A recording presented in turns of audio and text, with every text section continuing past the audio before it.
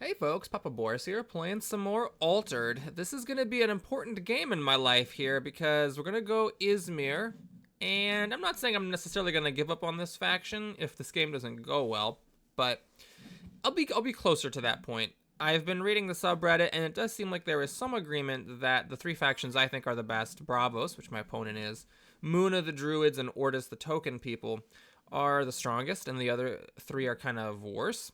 But I believe there might be a chance for Yzmir. I do believe it. So let's see what we can do here. I am going to get rid of Sakarabru. I think this might just be a bad card because you push them back in one expedition, but they have 7 mana to work with. This is probably all you're doing on your turn. And with 7 mana, surely they can beat a 4/4/4 in one lane and like literally have anything in the other. So maybe this is like a turn 9 play when you can play this in a 2-drop or something, but in the opening hand, of course, it's an easy mulligan. I think it's important to like lean into your faction's mechanics, so I think I need to keep Baba Yaga to get card advantage, and I definitely need to start keeping Spycraft. The question then is, which one of these remaining 3 cards do I keep? For Bravos, they do have a lot of really good 3-drops. Maybe I should just keep Off You Go. It's like weird. I'll try it. So turn 1, I'm going to make them play first. See where they commit their mana. And hopefully, unless something really terrible happens, we can win a lane with Baba Yaga. They do have one obvious move that they can win both lanes with. That's if they play the Rat. Oh dear. Oh dear. And then if they play that 2-drop that has super high stats that has fleeting. Well, we'll try it. See what happens. And then if they play a 2-drop with 3 in anything, they'll move in both lanes, just as long as they don't tie me in the forest. I'm fine with them moving twice and me moving once. I just don't want them to move twice and me moving 0 times. All right, this thing is sort of a whatever card. Out of reserve, a 1/2/1 is fine for 1, but a 1/2/1 for 2 is sort of junk, and then you have to like go through the rigmarole. Nevertheless, on the next turn, it can be okay for me to play, let's say, Spycraft in this. Granted, it's a little weak because I'm only getting things in one lane. All right, they got Mr. Forest. I don't understand this play.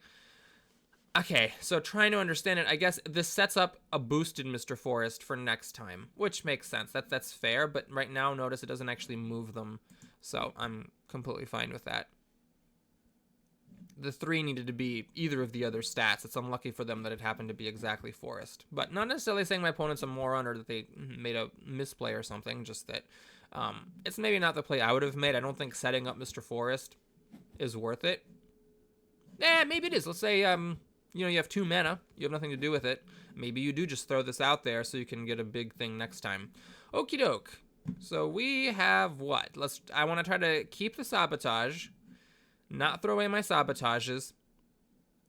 This making spell cheaper, maybe? Okay, what am I playing this turn? I'm playing, what? Spycraft? Although I might not be able to because my opponent's first. They might play Mr. Forest as the first play. Maybe I could Spycraft the Rat. It's a 3/3 for 3. It's not like the most incredible thing of all time to Spycraft. Although I do have this Sabotage as well.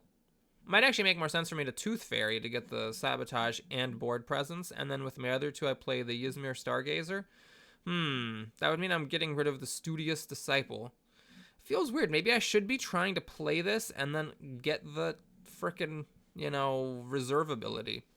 That would mean I'm passing on this. Then I'm keeping too many spells and no bodies whatsoever. Oh, jeez. Yeah, I mean, something's got to go either this or this or this if I want to keep both of my creatures. I can't obviously pass and not play mana. That would be silly. So if I Spycraft, my supply fills up, and then I play the Disciple, and then I end up throwing something out of the reserve, which is sad. So the Tooth Fairy makes more sense. All right, we'll try... God, it's bad. I'm going to get rid of this Disciple. Feels bad, man, but I think I just want to play the Tooth Fairy and the Stargazer. Or no, I want to play the Tooth Fairy and Baba Yaga so I don't fill up my board. Yeah, and so the Disciple... I don't know. Maybe I should have kept the Disciple. It's really hard. It's tough to play this game. Okay, so my opponent plays out of hand, which is, you know, a problem. But I guess I have a clear line with this. We can Tooth Fairy here, get rid of that guy. And then I don't want to play the Stargazer because that would make my reserve fill up. So instead, we'll just dump Baba Yaga in this lane. And each of us moves once. Like, I'm fine with that. I got card advantage here. And each of us moves once.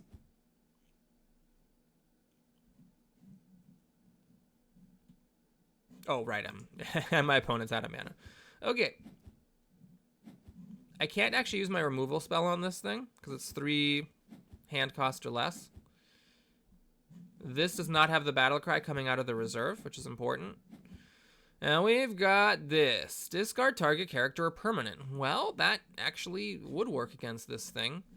And then this is like mass removal. Oh, man. Okay. How important is it for me to keep 4 mana to get rid of 4 mana? It's the question. I'm not sure how important that really is. There's so many good 3-drops that this would be good against. I really don't want to throw that away. I think I'm going to get rid of this. I'm going to keep the mass removal, and what I'm going to do is just use Spycraft to get rid of Kappa. Because a 4/4/5, I mean, I think it's better to get rid of than a 3/3/3. It's hard to say. Obviously, this costs less mana, so it leaves them more freedom. Keeping this in their supply might be like, okay, well, you get a lane, sure, but, you know, then I also get a lane because you're probably not doing much else with your mana. But then again, they might have a rat in their hand. Okay. So I am not going to pass immediately. First, we're going to Spycraft. And I'm going to get rid of their big fatty cake. What did I get from the reserve? Sakurabru, which is... Oh, interesting. So this is the rare version. It is 5/5/5 instead of 4/4/4, which makes it pretty good to play out of the reserve, frankly. And it also has this reserve ability. I could draw a card, which is interesting. Okay, so my opponent plays this. So basically all they can play over here is a rat. So at this point, I could just play the Tooth Fairy and see if they have a rat. And if they have a rat, then I can just also play the Stargazer to win this lane. It seems fine. Okay. So we'll do that. And then see if my opponent plays or passes. My opponent passed. Oops, I just totally forgot about this ability. Oh my god. Well, that's fine. No, it is. Because I needed to play the Sabotage first. Then they used up all their mana. But I should have played this before playing my thing, which I was going to do anyway. So luckily, it didn't actually end up mattering that time. This is a very cool ability, I gotta say. Obviously, it's tough to get it into the reserve, because you normally have to play it, which is, I think, terrible, and then you have to get it out. But when it comes into the reserve from resupply, it's very strong. You get to draw a free card. And so if the reserve were ever to be overflowing, this is a way to preserve your card advantage. All right. I don't think I need 2 Kraken Wraths, so I'm going to give rid of one of them for mana. Especially because I have spot removal here. Now does this have a reserve or a hand cost of 0? So I can get rid of it for free with Kraken's Wrath? Is that how that works? I really hope so, because that would be terrific. All right, this is the overstated thing with fleeting. Interesting move. I would have played this in the other lane because it's just hard to fight, and then you can maybe win both lanes. Dumping it into here makes me go like, okay, well, I'll just, get the other lane instead. So here... I think, I could play the Kraken Wrath. The issue is that's the only card I'm playing this turn. Like, in general, this would be a pretty good thing to hit with the Kraken Wrath. But instead, maybe we just play one of my Stargazers. So what I want to do, basically, is just have my opponent play Capablanca over here, and then I'll win the lane with the Sakurabru.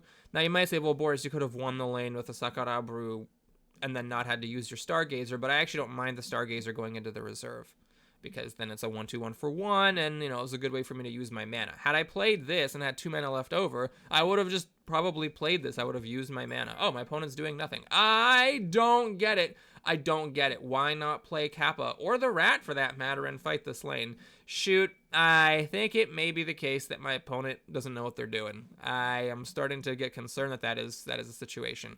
Now, I could off you go this thing, but unfortunately, the Stargazer doesn't do anything for me here. It doesn't win me the lane, and it doesn't stop my opponent from winning either, because that 2 forest against my 1 forest does nothing, and my 1 water against their 2 water does nothing, so I'm going to have to pass.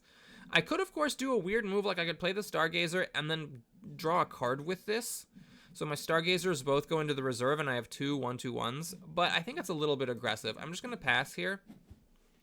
And my thinking is that we're still equal, and now I'm getting up more mana so I can get like a bigger turn. I can like play the Kraken's Wrath and something else, for example.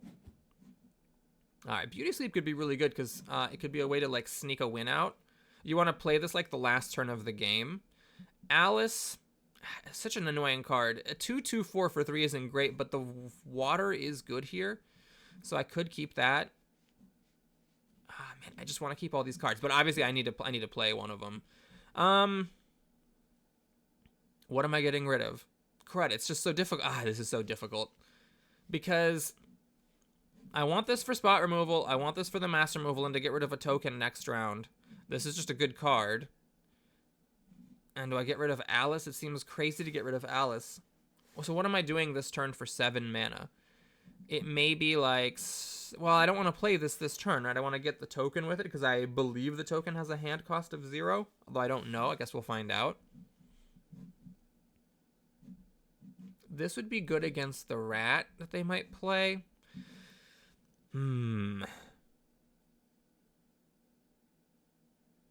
Okay. I think I'm going to get rid of my other Stargazer. I mean, I think this is it. I think you just got to lean into the Yzmir stuff, and playing sort of janky creatures is not what this deck does. This isn't the deck that wins because they play better creatures. Bravos, mana for mana, stat for stat is better creatures. If I'm going to win, it's because I'm doing stuff. So, do I want to... I don't have any sabotage effects, and without sabotage effects, there's no point in taking my turn, so we're going to pass and see where they commit their mana. I think this is good no matter what, because both their reserve cards are expensive and use up almost most of their mana. They had a Rat from hand, but that's fine. That gives me information, and what I'm going to do here is just play my Stargazer. The question is where. And I think we'll play it... I don't have Desert in either spot, so it kind of sucks. I think I'm actually just going to play it here to trump their Rat, and then see what they want to do about it. I'm not moving here right now, but neither are they. So they could double up in this lane, but if that uses up most of their mana, I can take this lane with the Sakarabru. Or I can maybe... What? Well, that's curious. They spent 2 mana to get rid of my 1 mana card.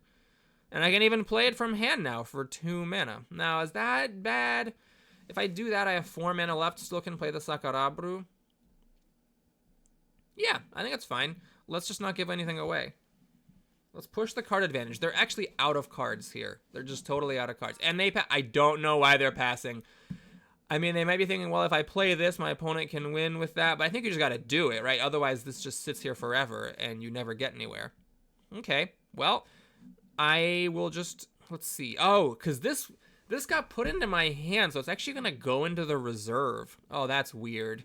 So if I play Alice, then my reserve fills up. I could, of course, draw a card, but apparently my opponent is just going to like let this sit here forever and stop them from ever playing their Kappa. I mean, I could get really aggressive. I could play Alice and Beauty Sleep this Rat, and then what is this?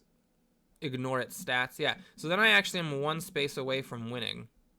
And I've got the board wipe next turn to try to finish the job. Problem is then, let's see, what do I have? I'm going to have 3 mana left. Oh yeah, I'll be able to play Alice from hand. Alright, we'll try it. I mean, a softer line is just to let this stay a tie and be ahead and just grind out the win. Okay, we'll try it that way. It's a little bit safer. let's use this on something bigger and get a more significant swing in the future. And again, I purposely did not draw a card with this because I think that having the 5/5/5 for 4 available is useful given how my opponent is playing. So we'll get rid of Alice because she's expensive. I want to keep this for tempo reasons. And so my strategy going into this round is I want to get off a big Kraken's Wrath. I also want to find out for science if the token is indeed a 0-cost thing. We got Spycraft. Okay, this maybe is actually worth playing. Because it might give me more options of stuff to play, and I could get rid of whichever one of these they don't play on their first turn.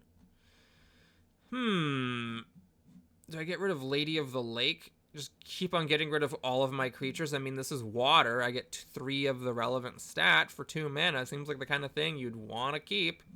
Yep. We're just gonna lean all the way into it. We're just gonna grind out all of my opponent's cards. That's the plan, everybody. All right. One of the cool things is if they ever did play both of these have a hand cost of 5, even though they cost 7 mana to play. All right, my opponent played this, which is fine. I don't know why they played it because none of their stuff is water. And if they were gonna play it in a place where the water mattered, they should have played it over here where try to block my water. I don't know. I don't know what they're doing. All right, so they left their reserve wide open. So it's time to Spycraft. And the question is, what do I get rid of? The thing with bigger stats? Or the thing that has the smaller mana cost? I'm going to keep the thing with the smaller mana cost. I just realized this, because if they play this, it costs them 3 mana, but it only counts as 1 for the Kraken's Wrath, which is really interesting. That is fascinating to me. Because, yeah, like they pay 3... and then it only costs 1 of my values from Kraken's Wrath to get rid of. And I can still... all right, there it is. It goes. Oh my god, this is going to potentially be incredible. So what I'm going to do now is just spend 1 energy, leaving me with the 5 for Kraken's Wrath. What is this? Oh, this is just a 1/1/1 for 1. This is a 1/2/1 for 1. Do I care which one I play? Well, I'm going to just play the 1/1/1 for 1, the reason being that it's worse. This has an extra stat point, and that might be relevant in the future. Okay, so Kraken Wrath. Unfortunately, I don't actually find out how much this thing costs, because the way this interface works is you just click on all the cards, and if the mana cost is within the limit, it lets you do it. Otherwise, it doesn't let you do it. Okay, what's going on here? Up to 3, discard to reserve. Oh, okay, it just makes you click on each one individually. Very interesting. Okay, well, that was kind of cool. Now, I do think my opponent made some really weird plays. So, this might not necessarily be proof that Yzmir actually can hold up to Bravos generally. But I gotta say... okay, now we have an easy choice. We have 2 of these off he goes. I don't think I'm going to need them both. But I gotta say, this was kind of a good proof of concept where we, had card advantage the whole way through and didn't fall behind. And we really relied on the spells more so than on the creatures. All right, unfortunately, I don't have any, what's-her-face, sabotage effects. But we'll, just stick it here. Oh god, I needed to do this. I should have done this. I don't know why. There's no reason for me to give away where this Yzmir Stargazer is going. I should have used my ability. I just totally forgot because I am bad at this game. Okay, so now we'll do it. Better late than never, I guess. So I have Off You Go for this Wukong. And then Lady of the Lake. Or for that matter, the Sakarabru that I never played. I also have Beauty Sleep. Yeah, I can just completely shut down my opponent. This is going to be delightful.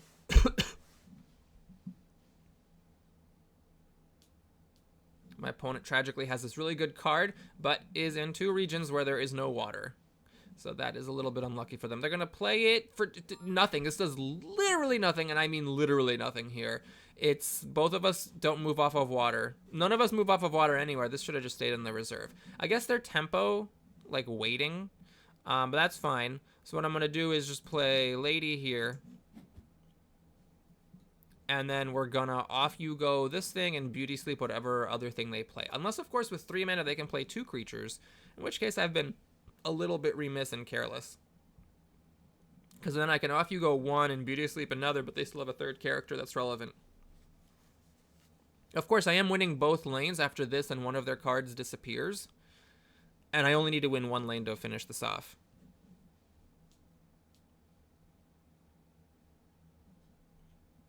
So even if my opponent was a little weird at times, I have to say this was encouraging. It was encouraging to see that maybe Yzmir can in fact do well. Discarding their kind of junky, not very competitive creatures in favor of keeping spells and sabotaging away the opponent's reserve, drawing cards with Baba Yaga, and so on. This was a nice ace in my sleeve that I didn't even have to use, though. Arguably, it sitting in the reserve had an effect on my opponent's decisions. All right, physical training is tremendous because whatever they physically train is gonna go bye-bye. So what I'm gonna do here is just off you go, Mr. Wukong. And then after if my opponent even has a 1-drop to play here, I will beauty sleep this and win the game. Oh, that's bad manners. Shoot. Oh, it's bad manners. Shoot. Oh my god, I shouldn't be doing this. It's bad manners. But I win both lanes this way. All right, everybody. Thank you so much for watching. Hope you enjoyed it. Please like and or subscribe if you did. That was a really exciting game. I am excited to play with this faction more. So thank you so much for watching. Please like and or subscribe, and I'll see you again soon. Take care.